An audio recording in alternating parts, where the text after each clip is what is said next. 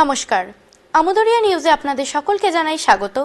আমি মনীষা এই মুহূর্তে হাজির হয়েছি বিশেষ কিছু গুরুত্বপূর্ণ খবরের সাথে। অসমে কয়লা খনি থেকে আরও 3 দেহ উদ্ধার, আটকে আরও 5। অসমে জলমগ্ন কয়লা খনি থেকে শনিবার রাত পর্যন্ত 4টি দেহ উদ্ধার করা হয়েছে। গত সোমবার 6 জানুয়ারি ওই খনি প্লাবিত হয়। প্রায় 300 ফুট গভীরে 9 শ্রমিক আটকে পড়েন। শনিবার ড্রোন ব্যবহার করে এই 300 ফুট গভীর খনি থেকে দেহগুলি উদ্ধার করে চিহ্নিত করা সম্ভব হয়। পরে ডুবুরি নামিয়ে সেই 2টি দেহ উদ্ধার করা হয়। সেই 2জন মৃত শ্রমিকের নাম হলো কোকরাঝাড় জেলার খুশিমোহন রায়, বয়স 57, ও শোনিতপুর জেলার শরৎ গোয়ারি, বয়স 37।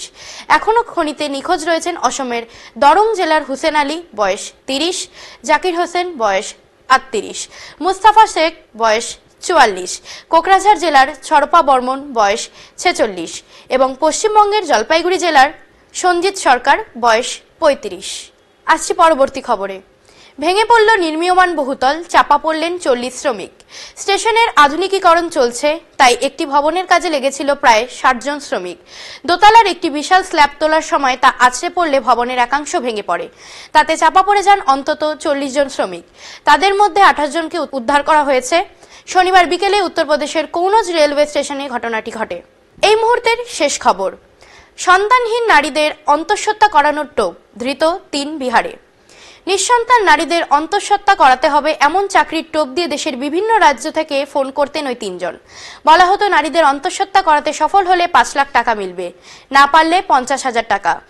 এভাবে অনেককে ফাঁদে ফেলে বহু লক্ষ টাকা হাতিয়ে শেষে পুলিশের হাতে ধরা পড়েছে বিহারের 3 যুবক।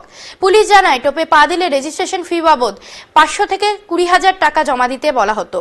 বিহারের নাওয়াদা জেলার কাহুয়ারা নামের একটি গ্রামে তল্লাশি অভিযান চালিয়ে অভিযুক্ত 3 জনকে গ্রেফতার করা হয়। পুলিশ জানায় ওই 3 যুবক বেবি বার্থ সার্ভিস নামে একটি ভুয়ো সংস্থা খুলেছিলেন। এখন এ পর্যন্তই। পরবর্তীকালে আসছি অন্য কোনো নতুন আপডেটের সঙ্গে। ধন্যবাদ।